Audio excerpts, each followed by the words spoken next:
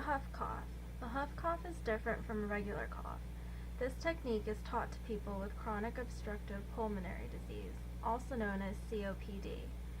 People with COPD tend to have floppy airways, meaning that the walls of their airways are weaker than normal and will collapse when they do a regular, forceful cough, which makes it really difficult to get any mucus or secretions out, as well as to breathe normally.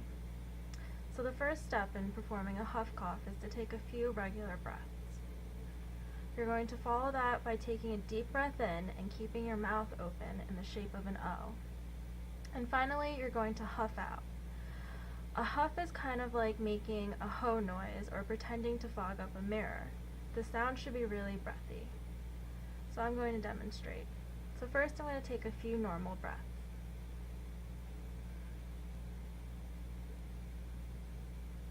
Then I'm going to take a deep breath in and keep my mouth open in the shape of an O. And then finally, I'm going to huff out and pretend to fog up a mirror. The sound should be breathy.